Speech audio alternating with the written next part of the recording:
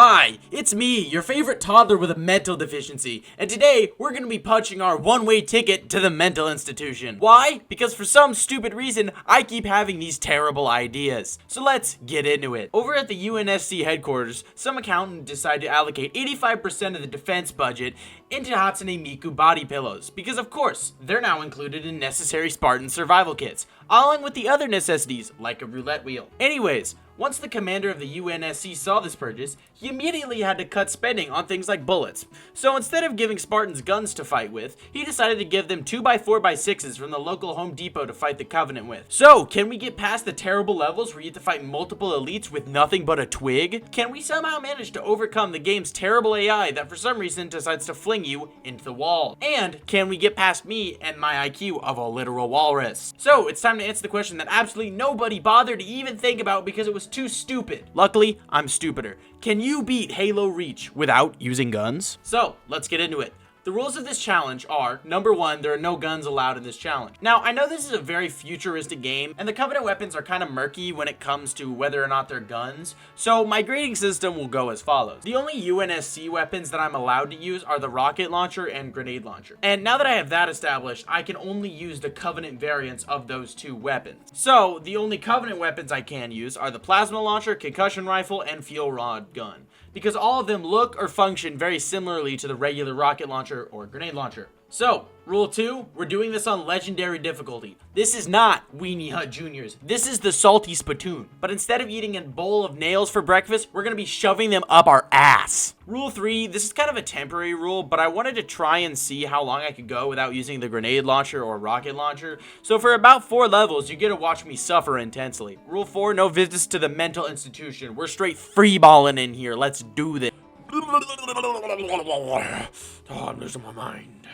Welcome to Reach, not to be confused with present-day Washington, D.C. Anyways, we get down to Reach, and we go meet the rest of Noble Team, where we meet Carter, the leader, George, the absolute goat, Emil, the other absolute goat, Kat, local tech support, and June, by far the worst character in the entire game. I hate you, June. You should hate June, too, because he's a stupid little bitch.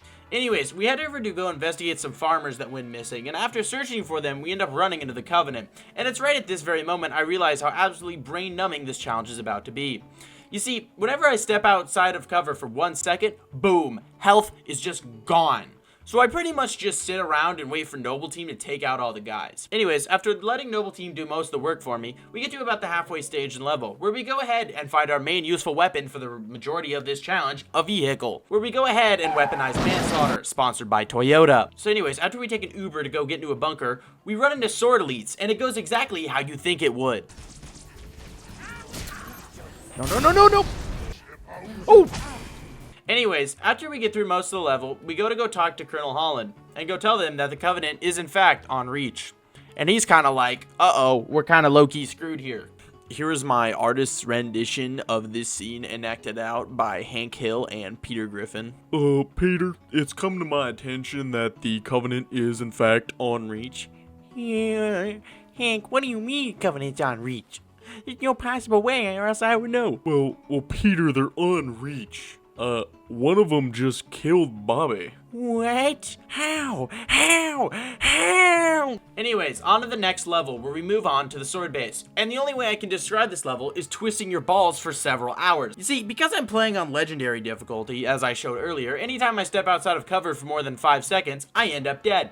So for most of the time, I have to rely on the rest of Noble Team in order to kill most of the enemies in front of me. The problem is that for some reason in this game, your squad mates will only push up as far as you're pushed up. And the problem is I can't push up because there's so many enemies, and I'll just go up there and immediately die. So for this entire level, I essentially just wait for Kat to deal a minuscule amount of damage and take care of enough enemies so I can move up. Anyways, after we get through the majority of sword base, I engage the full power of Lockheed Martin onto the Covenant. Then we're tasked with going to go turn on a missile relay. And after using the Ghost for anything but its intended purpose, we head back to the sword base and end up in another freaking waiting section. I don't know about this section, but for some reason, I just couldn't get past it. I couldn't get past it all. All I did was to try to push up and die, or get hit by a grenade, but still die. Anyways, after struggling through probably one of the most basic sections of the entire game, we head up to go find some hunters. And trust me, trying to fight hunters using a baseball bat is like trying to launch a missile with a Zippo lighter. It's gonna blow up on you. Where's the other guy? So anyways, after clearing through the hunters, we're still not done with this stupid garbage level. But this time, we have George. And George is the absolute GOAT, because his gun deals actually a lot of damage. Plus, the layout of this level is really good. There's a lot of corners, so it's really easy to just jump across in melee. So after we clear through the rest of this level and take out some ships, we head down to go meet Dr. Halsey. And let me just say, she's a fucking bitch. Why is she so condescending? She sounds like you're talking down to me just because you're behind some box. I mean, I gotta applaud the fact that you have some serious balls to talk down to a genetically engineered super soldier. But, you know, fuck Halsey. Alright, next up, it's time for probably the worst mission in the entire game, Nightfall. Now, you see, the whole premise of this mission is you're supposed to stealthily go around using your sniper to take out enemies. The problem is I can't do that. I have to use a metal pipe to take out all my enemies. Also, I have probably the worst member of Noble Team with me, June. Now, you see, June just shoots the ground half the time, and I am not even kidding. He shoots anything but the enemy, and he has a sniper rifle which deals no damage. So I'm pretty much on my own for most of this level, right? So after struggling through the first 2 encounters of this level, we get to probably the worst section in the entire game. You see these turrets? If they see you, you're dead. So in order to destroy them, you have to hit them with grenades. The problem I'm me. So, you know, it goes as expected. And June's worthless ass doesn't help either. When you're being chased down by jetpack elites, and he keeps shooting the fucking rocks! I'm not even kidding you. June is so slow at taking out enemies. I started playing Clash of Clans in order to pass the time because he took forever. Now, despite all this, how long do you think it took me to do this? 30 minutes? An hour? Maybe an hour and a half? No, 2 hours! My god, this level freaking sucked. It's absolutely terrible. June is incredibly worthless. Absolutely worthless. I swear to god, if you had a desk, I think the desk would be more useful, because at least the desk you can use for cover. So after we track through the level, we go ahead and find out that the Covenant somehow managed to slip a strike force onto the planet. And if you look at that, that's a lot of ships. I have absolutely no idea on how on Earth they got onto the planet undetected, despite the fact that there are, you know, satellites all over Reach, but, you know. Anyways, next mission, we're fighting the Covenant, and we're driving in a car, and we crash. And what I find really funny about this scene is that for some stupid reason, they had to make Kat the one driving the car. Kat, the only female member on the team, crashed the car. Why? So anyways, after our healthy dose of blunt force trauma to the head, we start fighting our way up through the Covenant before we get to another vehicle section. Fuck! Dude, I hate these things. Yeah, I couldn't hit the back of the damn Covenant for shit. I'd rather drive around like fucking dick in my hand. And if I stop driving for 1 second, boom, the car blows up. And now it's time for another section of me trying to kill enemies with nothing but the car. And then we get to a second encounter where the car blows up. And now we just have to run people over with ghosts. So, yeah, all you do in this level is just run people over. And, oh yeah, you have to fight hunters again, which absolutely sucks. I hate those things. But after that, we fly on this helicopter section where technically you have to shoot the grenade launcher a couple of times to pass. So I technically failed arbitrage rule number 3. So blah, blah, blah. Time to go home. Maybe I don't have to go to the mental institution. We'll get him next time. Anyways, poor comedy aside, we run up with George, and you may think that this section might cause me a lot of trouble because there's a lot of enemies. But using the magical power of the jetpack, we're able to just jump over everything and get all the way to the final section, where after an immense amount of struggle to fight 3 enemies, we turn off the shields on the spire. And now we go ahead and we get out of there before they blow up the spire. But the ship that was shooting the spire ends up getting blown up by the Covenant supercarrier. And look at how huge this thing is. I mean, my god, this thing is absolutely massive. How do you not see this? I mean, the only thing I think is bigger than this ship is George's ass. I mean, have you seen that thing? It is huge. Anyways, now we're going up to space, and probably, no, definitely the worst mission in the entire game. You see, getting to the Saber facility is no issue at all, and the Saber combat isn't even that bad. What I ended up figuring out, though, is once you get aboard the Covenant cruiser, there's one section that I'm convinced is literally impossible if you don't have the rocket launcher. And so after an hour of trying without it, I decided to go ahead and redo the level, because at the very start, you can kill these guys and get rocket launchers from them. So I do that, go up right back to where I'm supposed to be, but the problem is the game somehow manages to soft lock me with a save right before I'm about to die to a ship. So yeah, I have to restart the level again in order to finally get back through the sections. And the reason the section was so hard was totally because of the game and definitely not me. That is not Anchor 9. Anchor 9 to all UNSC ships. What? Stationed Ah! Good thinking, Savannah. That'll make boarding a whole lot easier. Noble 6, I'm marking targets. Savannah! Take out the Corvette's main engines.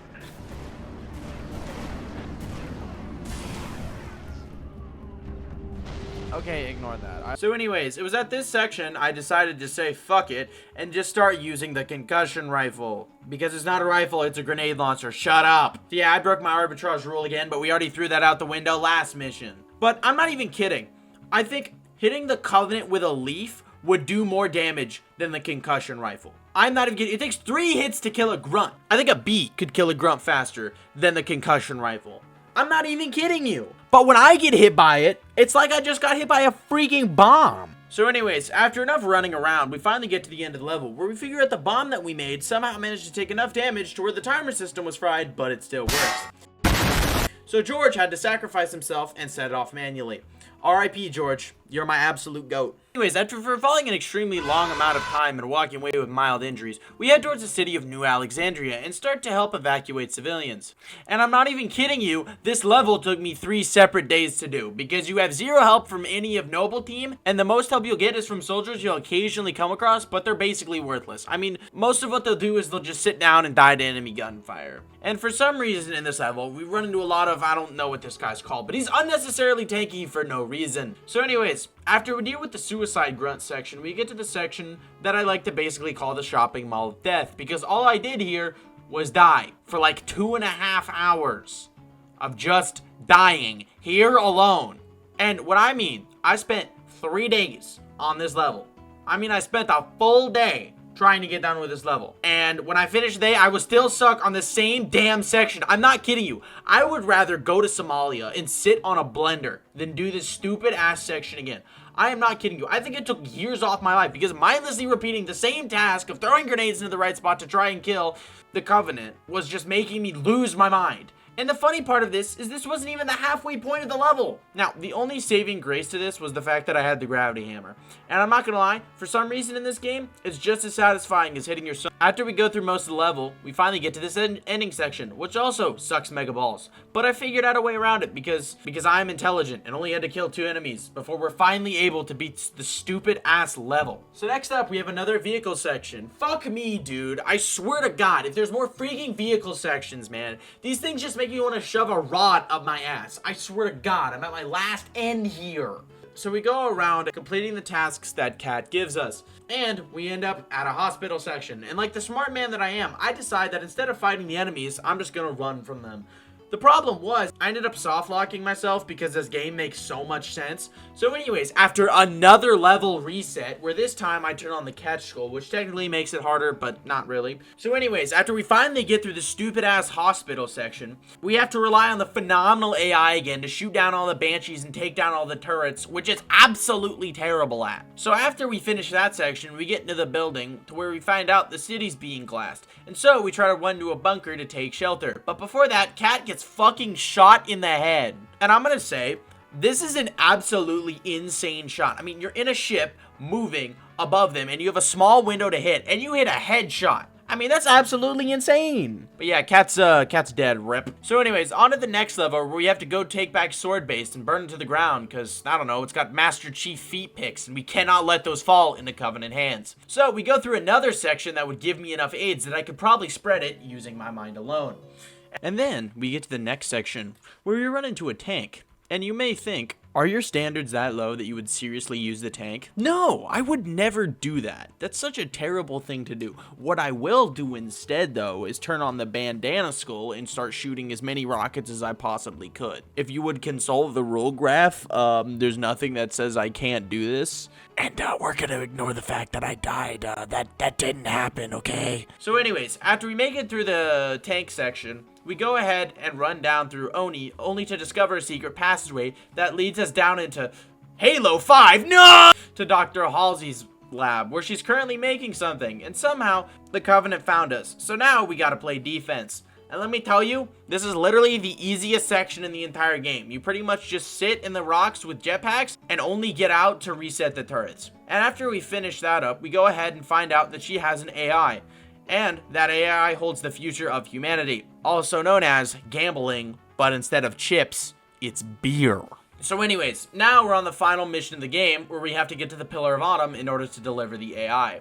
Now, the difference is, in this mission, is that we have Emil. And Emil is the GOAT. I love Emil because he has a shotgun and actually does stuff. So anyways, we get to the start of the level and I try to do that one stupid achievement where you jump off a cliff and kill the elite. And yeah, it wasn't working. And then I figured out they took it out of the game. So, yeah, we're just going to move on for that. I'm a little, I'm not the smartest person, right? So, despite this being the final level of the game, it wasn't even that terrible because of Emil. Because Emil really is just that good. Now, Emil might have fallen off a ledge while I was trying to fight some hunters, but he was still not stupid like fucking June. So anyways, after we get through the cave section, which made me want to twist my balls off because of the stupid fucking flying enemies, we come across a spider where Carter has to sacrifice himself so we can keep going. Rest in peace, Carter. Anyways, after we get through most of the sections, we're finally able to make it to the final arena. And we beat the rest of the enemies where we go ahead and we give the AI to Captain Keyes. But tragically, right before we're about to leave, Emil dies. But he doesn't go down without a fight, which is why he's the second best character in the game, behind George.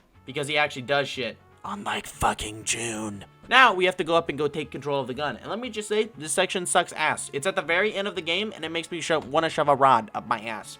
It's terrible, and I would rather be sitting on a nail right now. But, after we beat the section, we get up to the gun, and I get stuck on it because, I have the mental IQ of a literal toddler. So after about 20 minutes of banging my head into a wall, I finally have the realization that you only have to shoot the Covenant glassing port. So I kill as many enemies as I can, get down, and then get back up when it's time to shoot the glassing port. And we're finally able to beat the game. So yeah, that's gonna do it. I'm never doing this again because this is an awful idea, except maybe in a month from now when I do it again because I don't learn from my mistakes. I'll see you later.